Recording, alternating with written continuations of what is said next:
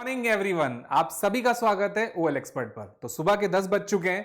आज मैं आपसे डिस्कस करने वाला हूं एसएससी सीजीएल के टॉप 50 क्वेश्चंस, और ये क्वेश्चंस 2022 के एग्जाम के लिए मोस्ट इंपॉर्टेंट होने वाले हैं। नोटिस करिए, एसएससी का एग्जाम आपका अप्रैल में है जो पहले से शेड्यूल है, लेकिन 2021 में 2020 में जो टॉप क्वेश्चंस हुए हैं उनको आज की क्लास में मैं कराने जा रहा हूं। तो आज की क्लास मोस्ट इंपॉर्टेंट होने वाली है, तो जल्दी से जल्दी सभी लोग आ जाइए लाइव क्लास में और नोटिस करिए, ज्यादा से ज्यादा सेशन को शेयर कर लें।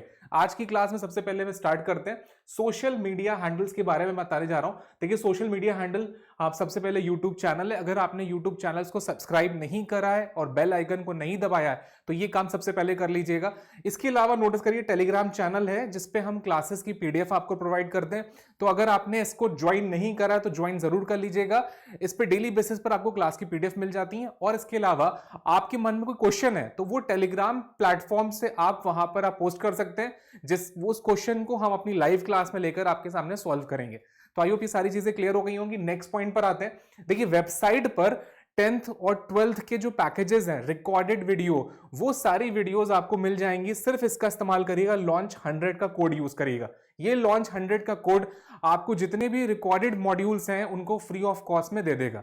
तो इस पे जरूर विजिट करिएगा। वेबसाइट का नाम क्या है? olexpert.org.in ये वेबसाइट है, ध्यान रखिएगा। इसके अलावा कंपटीशन में जो अभ्युदय बैच चल रहा है वो तो आपको पता ही है, लाइव चल रहा है। इसके अलावा एसएससी के जो रिकॉर्डेड मॉड्यूल हैं, बैंक के जो रिकॉर्डेड मॉड्यूल है, वो सारे मॉड्यूल लॉन्च 100 का कोड यूज कर आप यूटिलाइज कर सकते हैं। तो ध्यान रखिए। आई होप ये सारी चीजें क्लियर है। नेक्स्ट पॉइंट पर आते हैं। आज की जो क्लासेस का शेड्यूल है, देखिए 8 बजे जीएस की क्लास हो गई है, 9 बजे इंग्लिश की, 10 बजे रीजनिंग चल रही है, और नेक्स्ट क्लास कौन सी होगी? आपकी मैथ्स की होगी। तो हम जल्दी से स्टार्ट करते हैं, टाइम बिल्कुल बर्बाद नहीं करते हैं। आज का पहला क्वेश्चन आपके सामने आने जा रहा है। अब आ चुका है पहला क्वेश्चन। अब देखिए किस चैप्टर से कोरिलेटेड है, सबसे पहले ये देखते हैं। चैप्टर का नाम क्या है? क्लासिफिकेशन। हमें करना क्या है?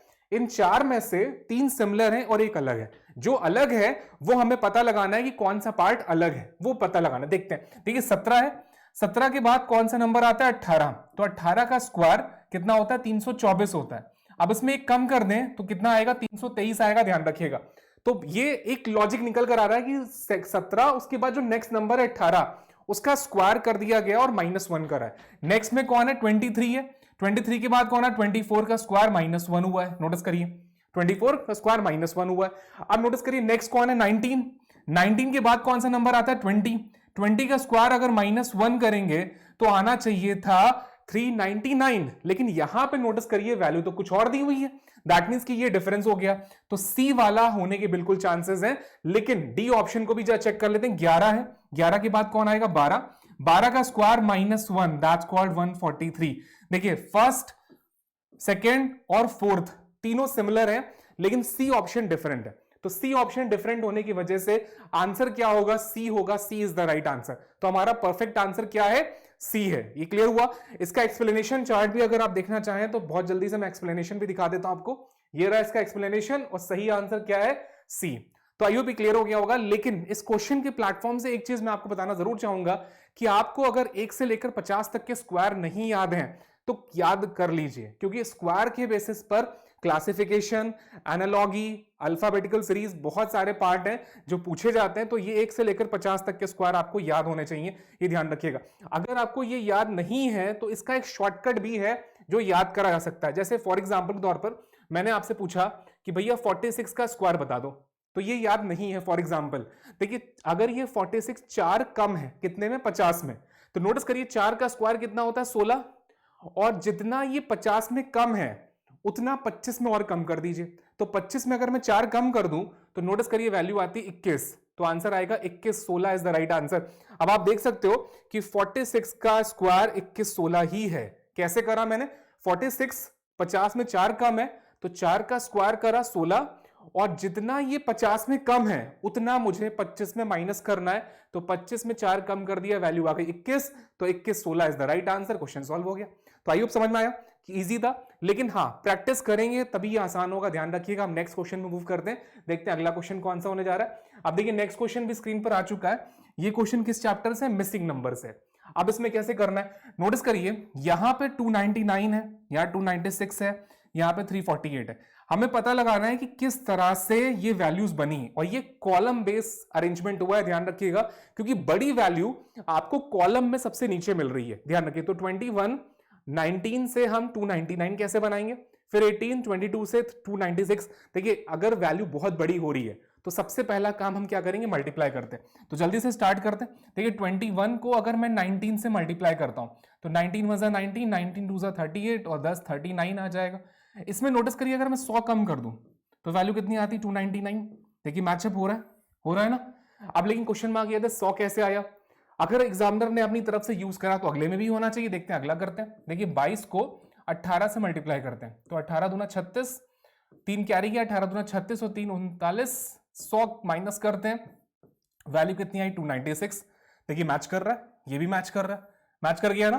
तो इसका मतलब है कि जिस वैल्यू से हम मल्टीप्लाई करेंगे उसके बाद हमें 100 माइनस करना है, तब ये वैल्यू आनी चाहिए, ये ध्यान रखिएगा। अगर 100 माइनस करने के बाद ये वैल्यू आनी चाहिए, इसका मतलब ये निकल कर आएगा कि अगर मैं इसमें 100 जोड़ दूं तो ये वैल्यू हो जाएगी 448, और 448 को अगर मैं 32 से डिवाइड कर दूं, नोटिस करिए, तो आंसर आ जाना चाहिए। ये कैसे करा मैंने, नोटिस करिए। देखिए अगर मैं 32 को इस नंबर से मल्टीप्लाई करूंगा, जो वैल्यू आएगी उसमें 100 कम करूंगा, तब 348 आना चाहिए। अगर मैं 348 में 100 जोड़ दूंगा तो नेचुरल सी बात है 448 हो जाएगा, और इसको 32 से डिवाइड कर देते हैं। अब जरा इसको सॉल्व कर लेते हैं। देखिए 4 की टेबल में अगर मैं जाऊंगा तो 4 8 आ रहा है, 4 1 4 1 4 2 जा। अब 8 की टेबल डायरेक्ट पढ़ लेते हैं, नोटिस करिए। और आपको पता है 8 1 बचा कितना, 3 और 2, तो 8 चौक मतलब 14 निकल कर आया। आंसर हमारा 14 वैल्यू होगी, ध्यान रखिए। तो 14 यहां पर होगा, क्वेश्चन मार्क की जगह क्या होना चाहिए, 14। आई होप क्लियर हुआ, बहुत इजी था। लेकिन हाँ, प्रैक्टिस एक ऐसा पार्ट है कि जितनी आप प्रैक्टिस करेंगे उतने आप अच्छे हो जाएंगे, ध्यान रखिए। जो सीजीएल के क्वेश्चन मैं आपको करा रहा हूं, ये टॉप 50 क्वेश्चन होंगे, ध्यान रखिएगा। टॉप 50 क्वेश्चन हैं। अगर ये टॉप 50 क्वेश्चन आपको समझ में आ गए तो आने वाले टाइम में जो सीजीएल का एग्जाम होने जा रहा है वो आपके लिए बहुत अच्छा होगा, ध्यान रखिएगा। नेक्स्ट क्वेश्चन पे मूव करते हैं, देखते हैं अगला क्वेश्चन कौन सा हो रहा है। इसका एक्सप्लेनेशन भी देख सकते हैं, ये रहा एक्सप्लेनेशन। 21 × 19, वैल्यू जो आई -100। सेम वही प्रोसेस हर एक में हो रहा है, ध्यान रखिएगा। इसका answer 14 is the right answer. Next question पे आते हैं। अब अगला क्वेश्चन कौन सा आ गया, ये कहलाता है सेट ऑफ नंबर्स का। सेट ऑफ नंबर्स का, अब सेट ऑफ नंबर में होता क्या है, देखिए यहां पे 3 नंबर है, जो इनमें 3 में रिलेशन हुआ है, उसी रिलेशन के बेसिस पर हमें ऑप्शन में से एक पिक करना है। अब वो कौन सा होगा ये तो पता ही नहीं है, लेकिन जरा ढूंढते हैं कौन सा ऑप्शन मिल रहा है। देखिए अगर 7 है, अगर हम इसको 7 का मल्टीपल ढूंढना चाहें तो 7 से डिवाइड कर सकते हैं, नोटिस करिए। अगर हम 7 से डिवाइड करना चाहें, देखते हैं कितनी बार में कट रहा है। देखिए 7 1 2 और 4, 7 4 28 कट जाएगा 14 टाइम्स में, नोटिस करिए। इसी तरह से देखते हैं इसमें क्या कट रहा है। 7 से अगर हम इसको डिवाइड करें तो देखिए 7 2 14, 5 और 6, 7 8 कट जाएगा। दैट मीन्स कि जो पहला नंबर है उस नंबर को अगर मैं 7 यहां है और 7 × 14 करूं तो ये वैल्यू आ जाती है, नोटिस करिए 98, और 7 × 28 करा जाए तो आपको सेकेंड वैल्यू 196 मिल जाएगी। ये हो रहा है। तो कहीं ना कहीं पहली वैल्यू का सेकेंड वैल्यू के साथ कितने का है, 14 से, और फिर नेक्स्ट है 28। तो हमें इस ऑप्शन को पिक करना पड़ेगा कि जिसमें पहली वैल्यू का डिवीजन नेक्स्ट वैल्यू से हो जाए, और जो उसकी वैल्यू निकल कर आ रही है वो वैल्यू बहुत इंपॉर्टेंट रखती है, ध्यान रखिएगा। तो 1 बाय 1 चेक करते हैं किसमें आएगा, जरा देखते हैं। देखिए 15 से अगर मैं इसको डिवाइड करूं तो 15 1 4 और 0 कटेगा ही नहीं, ये तो पॉइंट्स में आ जाएगा। दैट मीन्स कि यहां से ऑप्शन नंबर ए फिनिश हटा देते हैं। अब देखिए 18 से डिवाइड करूंगा तो साफ साफ दिख रहा है ये भी नहीं कटेगा, बी भी खत्म। अब जरा सी पर आते हैं। देखिए सी को डिवाइड करते हैं। दोस्त जैसे हम डिवाइड करेंगे तो देखिए 11 से अगर मैं इसको डिवाइड करता हूं तो कितनी बार में, 4 बार में, नोटिस करिए 1 बार में आएगा और फिर 4 बार में आएगा। दैट मीन 14 आ रहा है, और हमें चाहिए भी 14 था। देखिए मैचअप हो रहा है। तो 11 को 14 से मल्टीप्लाई करेंगे, वैल्यू आएगी 154, और सेकंड वाले पार्ट में लिखा हुआ है। अब इसी पार्ट को हम आगे भी कंटिन्यू करते हैं, फिर से 11 से डिवाइड करते हैं, जरा देखते हैं कितनी बार में आ रहा है। 11 दूना 22, 8 और 8, दैट मीन्स कि 8 बार में आ जाएगा 28, 88, तो कितना हो गया 28। तो दैट मीन्स कि option number C is the right answer, क्योंकि 11 को 14 से मल्टीप्लाई करिए, वैल्यू आती 154, 11 को 28 से मल्टीप्लाई करिए, वैल्यू आती 308। दैट मीन्स कि 11 का मल्टीपल हो रहा है, ध्यान रखिएगा। 11 × 14, 11 × 28, जो क्वेश्चन में हुआ था सेम वैसा ऑप्शन नंबर सी में हो रहा है। तो आंसर क्या होगा, C is the right answer. I hope समझ में आया, बहुत इजी है, कुछ टफ नहीं है, लेकिन हाँ प्रैक्टिस बहुत जरूरी है, ध्यान रखिए। इसका एक्सप्लेनेशन देख सकते हैं आप, ये रहा इसका एक्सप्लेनेशन पार्ट, और आंसर आ रहा है C is the right answer. I hope clear हो गया होगा। नेक्स्ट पार्ट में आते हैं, देखते हैं अगला क्वेश्चन कौन सा हो रहा है। अब देखिए नेक्स्ट क्वेश्चन आ चुका है, कोडिंग का क्वेश्चन है। कोडिंग का क्वेश्चन कैसे सॉल्व करेंगे? सबसे पहले हमें वैल्यू लिखनी है जो लिखा हुआ है NKANKLET, ये लिखा हुआ है। इसका कोड क्या है देखते हैं। देखिए NPB, नोटिस करिए, QCK ये लिखा हुआ है। अब ये कोड हो गया, हमसे पूछा किसका गया है? देखिए MEDIUM, मीडियम पूछा गया है। ये पार्ट हमसे पूछा जा रहा है कि इसका कोड होगा क्या। अब देखते हैं ध्यान से, देखिए सबसे जो नियर बाय वैल्यू होती है हम सबसे पहले उसी को फोकस करते हैं। देखते हैं अगर ए को हम बी के साथ कोरिलेट करें +1 लेकर, क्योंकि ए की वैल्यू 1 होती है, बी की वैल्यू 2 होती है, +1 लेकर पहुंच जाएगा। अब इसी के बेसिस पे नोटिस करें के को इधर आना पड़ेगा, तो के की वैल्यू 11 होती है और एन की वैल्यू कितनी होती है? 14 होती है। तो कितना आना पड़ेगा? +3 आना पड़ेगा। नोटिस करिए कहीं मैच हो रहा है? बिल्कुल हो रहा है। अगर ध्यान से देखें तो बिल्कुल मैचअप हो रहा है। अब देखिए ये 14 होता है, ये 16 होता है, तो कितना ले रहा है? +2। देखिए पहला तीसरे पर गया +1 लेकर, तीसरा पहले पर आया +3 लेकर। तो नोटिस करिए पहला तीसरे पर +1, तीसरा पहले पर +3, मिडिल वाला एज इट इज उतर आया। अब देखते हैं नेक्स्ट में क्या हो रहा है। देखिए 12 11 बना रहा है, दैट मींस की -1 लेकर। ध्यान से देखिए 12 11 बना रहा है -1 लेकर। अब देखते हैं 20 17 बना रहा है -3 लेकर। देखिए -1 था, ये -3, और 5 3 बना रहा है -2 लेकर। देखिए स्टार्टिंग के 3 एलिमेंट ने प्लस का सीरीज फॉलो करी है और लास्ट के 3 एलिमेंट ने माइनस की सीरीज फॉलो करी है। तो अब हमें करना क्या है कि यहां से इनको प्लस करना है और यहां पर इनको माइनस करना है। लेकिन आप जानते हैं हम पूरा सॉल्व करते ही नहीं, कभी हम अधूरा सॉल्व करेंगे और आंसर पूरा निकाल लेंगे। कैसे? नोटिस करिए -1 करेंगे तो यहां पर h आएगा, और यहां पे +3 करेंगे तो नोटिस करिए 4 3 7 g आएगा। तो पहला आखिरी देखते हैं, g और h। अब नोटिस करिए अगर g और h की बात करें तो ये खत्म, ये खत्म, ये खत्म। Option number D is the right answer. Question आपकी मुट्ठी में, आंसर आ गया। देखिए सिर्फ पहला आखिरी से भी आंसर बन गया आपका। इसीलिए मैं कहता हूं कि आपको जो लॉजिक का पार्ट है, ये लॉजिक, इसको आप पूरा सॉल्व करिए। लेकिन जो क्वेश्चन का पार्ट है जिसमें हमसे पूछा गया मीडियम का कोड बताइए, उसको पूरा सॉल्व करने की कोई जरूरत नहीं है। ऐसा क्यों? क्योंकि आपके पास नन ऑफ दीज तो है नहीं, आपके पास सिर्फ 4 ऑप्शंस हैं, उसमें 3 गलत हो गए, जो बच गया वही होगा आंसर। हमने सिर्फ एक एक एलिमेंट निकाला, पहला आखिरी, उसके बेसिस पर ए खत्म, बी खत्म, सी खत्म, लेकिन डी आंसर कंफर्म है क्योंकि डी में जी और एच दे रखा है। ये ध्यान रखिएगा। आई होप क्लियर हुआ। इसका एक्सप्लेनेशन पार्ट भी आप देख सकते हो, इसका एक्सप्लेनेशन डायग्राम अवेलेबल है, दैट्स व्हाई ये आंसर है। तो GGNJSJ is the right answer. Option number D answer सही है, परफेक्ट आंसर है। देखिए सीजीएल के जो टॉप क्वेश्चंस भी हैं उन पे भी अगर थोड़ा सा दिमाग लगाएंगे आप तो क्वेश्चन इजी हो जाएगा, ध्यान रखिएगा। लेकिन प्रैक्टिस बहुत चाहिए, जितनी प्रैक्टिस करेंगे उतने अच्छे हो जाएंगे, आप ध्यान रखिएगा। नेक्स्ट क्वेश्चन पे मूव करते हैं, देखते हैं अगला पार्ट कौन सा है। अब देखिए नंबर सीरीज आ गई, इस बार नंबर सीरीज है, और नंबर सीरीज में एक चीज नोटिस करिए, 90% लॉजिक वही होता है कि डिफरेंस और डबल डिफरेंस पर लॉजिक बन जाता है, लेकिन इसमें ऐसा नहीं हुआ है। ऐसा क्यों? नोटिस करिए, देखिए पहले कम हुआ, देखिए कम हुआ, और फिर देखिए बढ़ रहा है ना। तो कहीं ना कहीं ये इंडिकेशन है कि इसमें डिफरेंस और डबल डिफरेंस के बेसिस पर लॉजिक नहीं बनेगा, ये डैम श्योर है, ध्यान रखिएगा। क्योंकि अब ये क्वेश्चन 10% वाला केस बन जाता है, याद रखिए, क्योंकि यहां पे कुछ डिफरेंट हो चुका है, ये ध्यान रखिएगा। अब क्या डिफरेंट हुआ है उसको चलिए पता लगाते हैं, देखते हुआ क्या।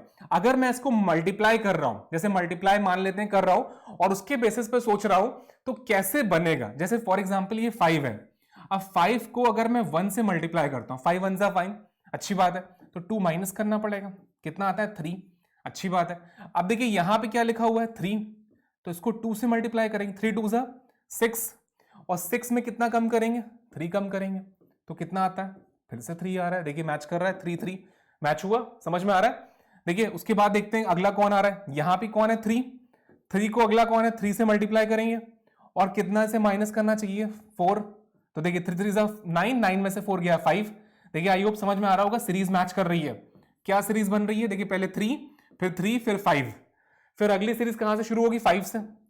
अब देखिए 5 को किससे, देखिए 1 2 3 अगला कौन होगा 4, और 2 3 4 अगला कौन होगा 5 होगा। अब देखिए 5 4 से 20, 20 में से अगर मैं 5 कम कर लूं तो यहां कौन आएगा 15, देखिए 15 आ रहा है, मैच हुआ। आई होप क्लियर हुआ। अब देखिए 15 को किससे मल्टीप्लाई करेंगे, 5 से, और किससे सब्ट्रैक्ट करेंगे 6 से, आंसर आ जाएगा। तो 15 पंजे 75, 75 में अगर हम 6 कम कर देंगे तो वैल्यू कितनी आएगी? 69 आएगी। 69 is the right answer, option number C. Easy था। कैसे मैंने जज करा? देखिए, एक वैल्यू अगर बढ़े, नो कम हो और उसके बाद बढ़े, तो कहीं ना कहीं ये इंडिकेशन है कि मल्टीप्लाई होने के बाद सब्ट्रैक्शन हो रहा है। ध्यान रखिएगा, कुछ मल्टीप्लाई हुआ है, कुछ सब्ट्रैक्शन हो रहा है, फिर कुछ मल्टीप्लाई, फिर कुछ सब्ट्रैक्शन। दैट मींस कि ये कॉम्बिनेशन वाले सीरीज चल रही है। ध्यान रखिएगा। तो आइयो भी क्लियर हो गया होगा। इसका एक्सप्लेनेशन भी आप देख सकते हैं। ये रहा एक्सप्लेनेशन और ये रहा answer. C is the right answer. बहुत ईजी है, टफ कुछ नहीं है, ध्यान रखिएगा। लेकिन हाँ, प्रैक्टिस बहुत चाहिए। जितनी प्रैक्टिस करेंगे उतने आप एक्सपर्ट हो जाएंगे, याद रखिएगा। तो प्रैक्टिस ही एक ऐसा पार्ट है जो आपको एक्सपर्ट बना सकता है। जितनी ज्यादा प्रैक्टिस करेंगे उतने आप एक्सपर्ट हो जाएंगे, ध्यान रखिएगा। तो आई होप ये क्लियर हो गया होगा। नेक्स्ट पार्ट में मूव करते हैं, देखते हैं अगला क्वेश्चन कौन सा है। अब देखिए, नेक्स्ट क्वेश्चन जो होने जा रहा है वो हो रहा है आपका सिटिंग अरेंजमेंट का। कई बार स्टूडेंट देखता है क्वेश्चन बड़ा है और छोड़ देता है, आगे बढ़ जाता है, कहता है अगर क्वेश्चन इतना बड़ा है तो टफ होगा। ऐसा कुछ नहीं है। नोटिस करिए, सेटिंग अरेंजमेंट क्वेश्चन भी बहुत इजी पूछा जाता है एग्जाम हॉल में, ध्यान रखिएगा। और अगर मेरे ख्याल से अगर 17-18 शिफ्ट हैं तो ऐसा नहीं होता कि हर शिफ्ट में सेटिंग अरेंजमेंट मिले। जिस शिफ्ट में सेटिंग अरेंजमेंट मिल रहा है, हो सकता है 4 शिफ्ट में मिल जाए। देखिए, अगर पेपर 17 शिफ्ट में खत्म हो रहा है तो 3 से 4 शिफ्ट में सेटिंग अरेंजमेंट आएगा और बाकी शिफ्ट में नहीं भी आता है, ध्यान रखिएगा, ये ध्यान रखिए। और इसके अलावा ये देखा गया कि रेलवे के एग्जाम में जरूर पूछा गया है, लेकिन एसएससी के एग्जाम्स में सेटिंग अरेंजमेंट के क्वेश्चन कम हो जाते हैं, ध्यान रखिएगा। तो जरा स्टार्ट करते हैं, क्वेश्चन कैसे सॉल्व करते हैं। क्वेश्चन क्या रहा है? 6 बॉयज है, नाम दे रखा है, अच्छी बात है। Standing in a row facing toward the north, ये क्लियर है। यहां पे लिखा है 2 boys standing between the R and N. अब देखिए, आर और एन के बीच में 2 बॉयज का गैप है। अब नोटिस करिए, ऐसा भी तो हो सकता है एन पहले हो और 2 का गैप लेके आर बाद में हो, बिल्कुल हो सकता है। हमने दोनों पॉसिबिलिटी बनानी, आर पहले 2 का गैप लेके एन, एन पहले 2 का गैप लेके आर, इसके अलावा कुछ हो नहीं सकता। हम आगे मूव कर जाएंगे। देखिए, 2 पॉसिबिलिटी थी, दोनों हमने ड्रॉ कर दी। अगली लाइन में लिखा हुआ है T stand immediate left of R. R के तुरंत लेफ्ट में टी है, आर के तुरंत लेफ्ट में टी है, तो मैंने दोनों डायग्राम में टी को ड्रॉ कर दिया। ये क्लियर हो रहा है। लेकिन हमारे पास अभी 6 लोग हैं और अभी देखिए, पहले डायग्राम में 5 लोग आ गए और दूसरे डायग्राम में 4 लोग आ गए, लेकिन अभी भी कंफर्मेशन डायग्राम हमें नहीं मिला, ये ध्यान रखिएगा। तो जितना वो कह रहा है बस उतना ड्रॉ करते चले जाइए, क्वेश्चन आपकी मुट्ठी में होगा, ध्यान रखिएगा। अब नेक्स्ट पॉइंट पे मूव करते हैं, देखते हैं अगला पॉइंट कौन है। L is standing second to the left of B. देखिए, बी के लेफ्ट में सेकंड कौन है? एल। अब बी के लेफ्ट में सेकंड एल है, मैंने लिख लिया। बी के लेफ्ट में सेकंड कौन है? एल है, अच्छी बात है। नेक्स्ट लाइन में यहां पे लिखा है W is third to the right of B. B के राइट में थर्ड कौन है? डब्ल्यू है। 1 2 3, यहां पे डब्ल्यू आ रहा है, नोटिस करिए, मैंने बना भी दिया। अब एक चीज बताइए, यहां पे 6 लोग नहीं मिल गए मुझे? मिल गए। देखिए, एल हो गया, फिर 2, फिर 3, फिर 4, फिर 5 और 6 मिल गए। दैट मीन्स कि मुझे एल बी डब्ल्यू को ये फिक्स हो गया मेरा। अब इन दोनों में से कौन सा पार्ट वहां पे जा सकता है ये मुझे मेजर करना। अब नोटिस करिए, अगर मैंने टी और आर पहला डायग्राम वहां बनाना चाहा तो मैं बना ही नहीं सकता। ऐसा क्यों? देखिए, टी और आर मैं यहां बना नहीं सकता। अगर मैं बी के राइट साइड में टी और आर बनाऊंगा तो मैं एन को कहां बनाऊंगा? नोटिस करिए, तो कहीं ना कहीं ये इंडिकेशन हो गया कि ये वाला पार्ट हो गया गलत और ये पार्ट हमारा कंफर्म हो गया सही। अब जैसे ही मैं एन को ड्रॉ करूंगा, देखिए एन को मैं यहां ड्रॉ कर लूंगा, यहां पे एन हो गया और इसके एक छोड़कर टी और फिर एक छोड़कर आर आ जाएगा, तो बन गया हमारा डायग्राम। डायग्राम कंप्लीट बन चुका है। L N B T R W is the right one. Question solve हो गया। अब देखते हैं एग्जामिनर ने पूछा क्या है। देखिए, डब्ल्यू के राइट में थर्ड बी है, बना चुके हैं। Who is standing immediate right of R. R के तुरंत राइट में कौन है? तो भैया आर के तुरंत राइट में ऑप्शन नंबर बी डब्ल्यू है। आइयो क्लियर हुआ? इजी था, कुछ टफ नहीं था, ये ध्यान रखिए। प्रैक्टिस है, जितनी प्रैक्टिस करेंगे उतने अच्छे हो जाएंगे, ध्यान रखिएगा। तो प्रैक्टिस बहुत जरूरी है, बिना प्रैक्टिस के आप वो चीज को पार नहीं पा सकते, ध्यान रखिएगा। तो आई होप क्लियर हो गया होगा। हम नेक्स्ट पार्ट में मूव करते हैं, देखते हैं अगला पार्ट कौन सा है। इसका आंसर भी देख सकते हैं, आंसर आ रहा है डब्ल्यू। हम नेक्स्ट क्वेश्चन में मूव करने जा रहे हैं, देखते हैं अगला क्वेश्चन। अब देखिए, नेक्स्ट क्वेश्चन किस चैप्टर से? ब्लड रिलेशन से, जिसको हिंदी में बोलते हैं रक्त संबंध। बहुत आसान है, जल्दी से आगे डायग्राम ड्रॉ करते हैं। इसको बोलते हैं, देखिए इस क्वेश्चन को अच्छा करने का एक ही तरीका है, फैमिली ट्री बनाइए। देखिए, D is the sister of S. D बहन है, किसकी बहन है? एस की, अच्छी बात है। आगे लिखा हुआ है डी इज एंड लगा रखा है, डी की बात कर रहा है। D daughter of M. D जो है बेटी है, किसकी? एम की, ये एम हो गया। आगे लिखा है डब्ल्यू। देखिए, W is the brother of S. W S का भाई है, तो डब्ल्यू यहां बनाया, किसका भाई है? एस का, ये हो गया। आगे लिखा है how is M related to W. अब बताइए एम का डब्ल्यू के साथ क्या रिश्ता है?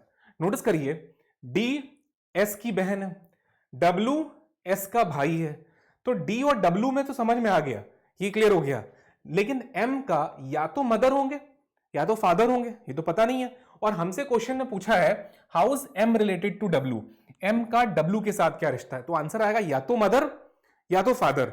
अब देखिए यहां पे मदर भी दिया है, फादर भी दिया है और कैन नॉट बी डिटरमाइंड भी दिया है, तो हम किसको टिक करेंगे, कैन नॉट डिटरमाइंड को टिक करेंगे, ध्यान रखिएगा। अब कई बार स्टूडेंट ये भी पूछता है कि सर अगर मान लेते हैं मदर ना दिया होता, ये होते ऑप्शंस, मान लेते हैं यहां पे लिखा होता अंकल, फॉर एग्जांपल यहां पे लिखा होता अंकल। कई बार स्टूडेंट ये पूछता है कि सर अगर एक दिया है फादर दिया है, फिर अंकल दिया है, फिर सन दिया है, फिर सीएनडी दिया है, तब आप किसको लगाते हैं। नोटिस करिए मेरा आंसर आया मदर या फादर। अब देखिए मेरा पहला जो प्रेफरेंस है वो ये है मदर ऑब्लिक फादर, अगर ये मिल जाए मुझे ऑब्लिक में तो मैं उसको टिक करूंगा। नहीं है मेरे पास मदर ऑब्लिक फादर है, नहीं है, नहीं है, अच्छी बात है, तो मैं क्या लगाऊंगा सीएनडी। तो ये मेरा पहला प्रेफरेंस है। जो सेकंड प्रेफरेंस मेरा होगा वो होगा सीएनडी, क्या होगा, सीएनडी, ये होगा सेकंड प्रेफरेंस, ध्यान रखिएगा। तो पहला प्रेफरेंस क्या है, मदर ऑब्लिक फादर मिल जाए, दूसरा प्रेफरेंस क्या है, सीएनडी। जब ये दोनों ना मिले तब हम ऑप्शंस को एलिमिनेट करते हैं कि ये होगा नहीं, ये होगा नहीं, ये होगा नहीं, जो बच गया वही होगा, ध्यान रखिए। तो ये तरीका आप तब लगाएंगे जब आपको पहला और दूसरा प्रेफरेंस ना मिले, तब लगाएंगे। आई होप ये समझ में आ गया होगा कि आंसर को कैसे पिक करते हैं। तो हम नेक्स्ट क्वेश्चन में मूव करते हैं। इसका आंसर देख सकते हैं, D is the right answer, perfect answer क्या होगा, डी होगा। तो आई होप समझ में आ रहा होगा। क्लास सेक्शन को जल्दी जल्दी सेशन को शेयर कर लीजिए, मैक्सिमम जगह पर बता दीजिए कि जो अभ्युदय बैच चल रहा है उसमें हम एसएससी को फोकस कर रहे हैं, ध्यान रखिएगा। एसएससी के रिगार्डिंग आपका सीजीएल हो गया, जिसमें सीएचएसएल हो गया, इसके अलावा आपका जूनियर इंजीनियर हो गया, स्टेनोग्राफर हो गया, बहुत सारे फॉर्म्स हैं, याद रखिए। यहां तक कि सीपीयू एसआई का फॉर्म भी एसएससी निकालता है, ध्यान रखिए। और ये सारे फॉर्म्स अगर आप देखें तो एसएससी की वेबसाइट पर अवेलेबल है, जिसमें एसएससी ने अपना कैलेंडर लॉन्च करा है कि 15 कैटेगरी में एसएससी अपना एग्जाम्स निकाल रहा है। और आपको 28 फरवरी तक, दैट मींस कि बहुत जल्दी ही आपके एसएससी के बहुत सारे रिजल्ट्स भी आने वाले हैं, ध्यान रखिएगा। तो जो पेंडिंग रिजल्ट्स हैं उसके रिगार्डिंग एसएससी ने अपना कैलेंडर भी जारी करा है। और अभी लेटेस्ट में एक न्यूज आई है जिसमें यह बोला गया है कि सीएचएसएल का फॉर्म जो आपके सामने अवेलेबल है एसएससी की वेबसाइट पर, वो आप उमंग ऐप से भी फिल कर सकते हैं। देखिए गवर्नमेंट का पोर्टल है उमंग ऐप, जिसमें जितने भी गवर्नमेंट के ऐप हैं, जितने भी वेबसाइट्स हैं, उनको वहां पर एक जगह, एक प्लेटफॉर्म पे बनाया गया है। तो वहां से भी आप उमंग ऐप के थ्रू भी एसएससी का फॉर्म, सीएचएसएल का फॉर्म फिल कर सकते हैं। ये इंफॉर्मेशन है आपके लिए, ध्यान रखिएगा। नेक्स्ट पार्ट में मूव कर दें। अब देखिए अगला क्वेश्चन आ चुका है। ये क्वेश्चन किस पार्ट का कहलाता है, ये आपका नॉन वर्बल का पार्ट है और हमें पता लगाना है नेक्स्ट वन कौन है। देखिए यहाँ पे लिखा है select the answer figure that will come next of the following problem. That means कि नेक्स्ट में कौन आएगा ये हमें पता लगाना है। नोटिस करिए यहां पर एक पार्ट ब्लैक है, नोटिस करिए नीचे वाला पार्ट ब्लैक है, ऊपर वाला व्हाइट है।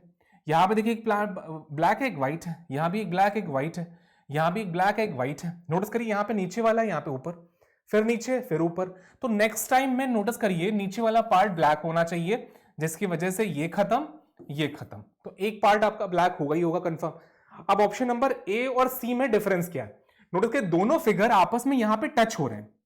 यहां भी नोटिस करिए टच हो रहे हैं, यहां भी टच हो रहे हैं, यहां भी टच हो रहे हैं। लेकिन इसमें नोटिस करिए पहले वाले में, ए वाले ऑप्शन में, ये दोनों फिगर एक दूसरे के अंदर कोलैप्स हो गए। दैट मींस कि ऑप्शन नंबर ए गलत है, आंसर सी होगा, C is the right answer, सी होगा। वहां पर दोनों फिगर एक दूसरे को टच कर रहे हैं, ध्यान रखिए। तो C is the right answer, perfect answer क्या होगा, हमारा सी होगा। तो आइयो भी क्लियर हो गया होगा क्वेश्चन, इसका आंसर क्या है, C is the right answer. हम नेक्स्ट क्वेश्चन में मूव करते हैं, देखते हैं अगला क्वेश्चन कौन सा होगा। जितने ज्यादा क्वेश्चन करेंगे उतना बेनिफिट है, ध्यान रखिएगा।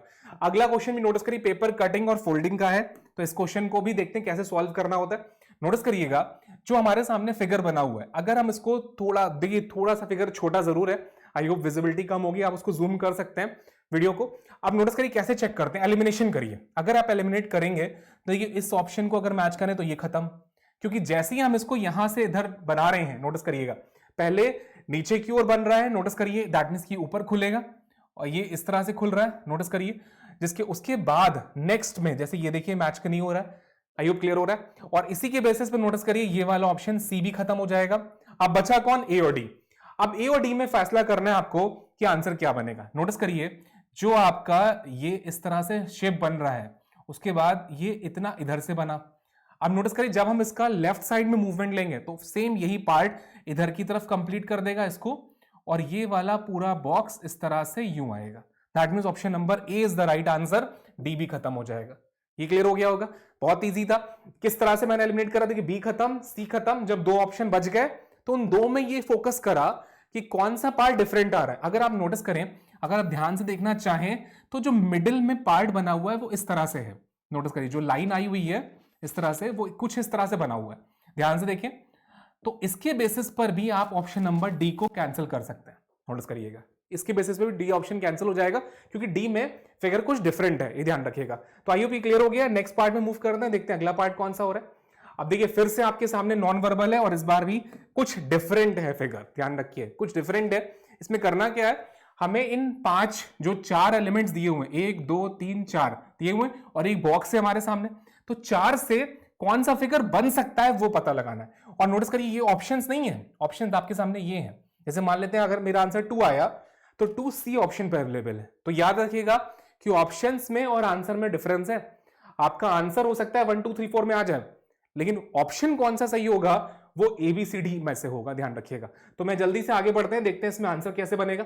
अगर आप ध्यान से देखें, देखिए सारे फिगर्स को मैच करना हो और यहां पर देखिए लिखा हुआ है find out which of the figure 1 2 3 4 can be formed from the pieces of the given figure. देखिए अगर थर्ड वाले को हम देखें, थर्ड वाले तो सर्कल तो मिल ही रहा है, आई होप क्लियर हो रहा है। फिर देखिए ट्राइंगल, ये वाला पार्ट भी मिल रहा है, ट्राइंगल दिस वन हो जाएगा।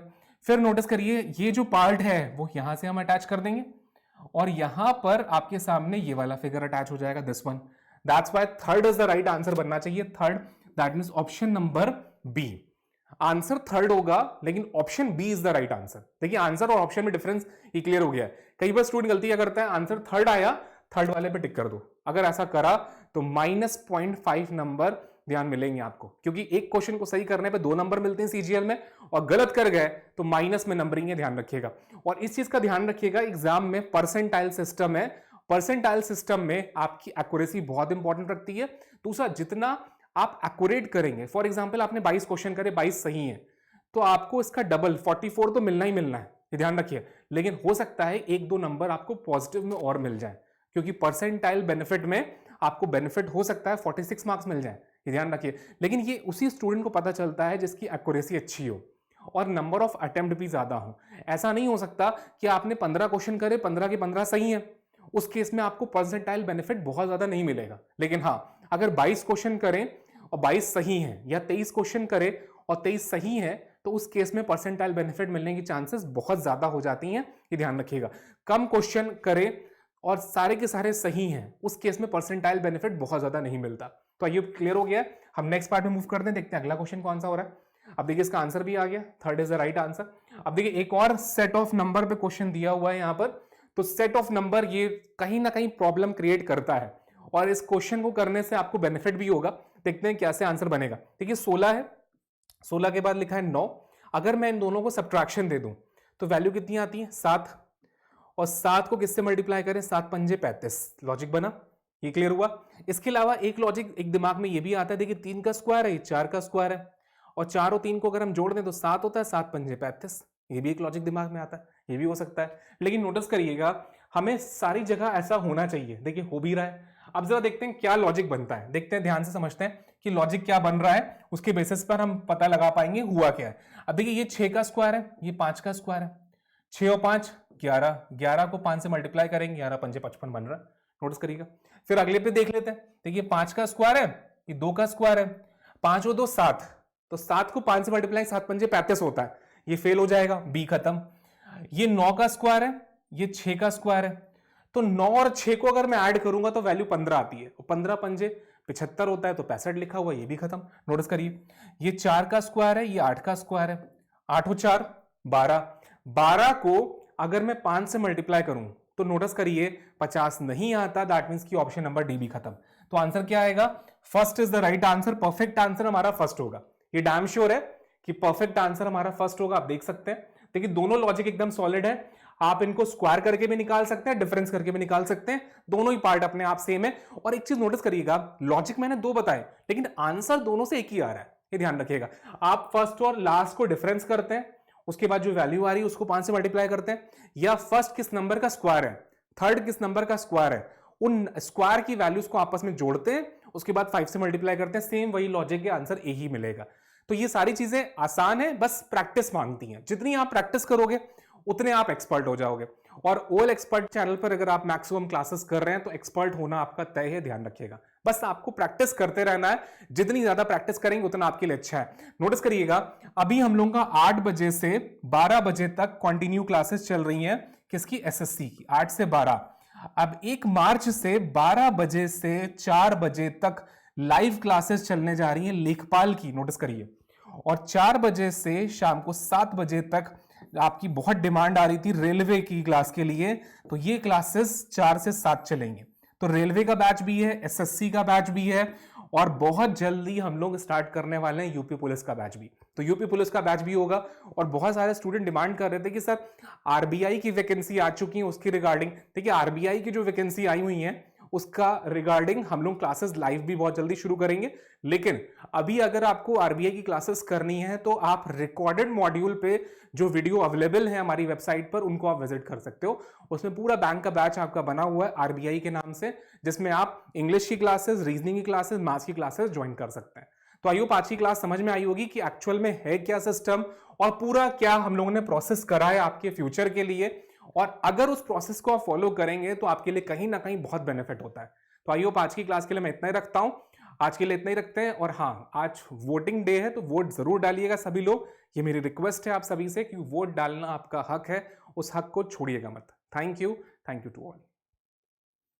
अभ्युदय, अभ्युदय से होगा आपका उदय, क्योंकि पेट परीक्षा के लक्ष्य बैच की सफलता के बाद आ चुका है अभ्युदय बैच, जिसका टारगेट है आपको अब एसएससी की परीक्षा में सफलता दिलाना, जहां पर चल रही हैं daily live classes for all the subjects, वो भी बिल्कुल फ्री, सुबह 8 बजे से दोपहर 12 बजे तक, जहां पर आप पढ़ सकते हैं सुबह 8 बजे से जीएस, 9 बजे से इंग्लिश, 10 बजे से रीजनिंग और 11 बजे से मैथ्स। तो इंतजार किस बात का है, आज ही ज्वाइन करिए Abhyuday batch, only on OL expert.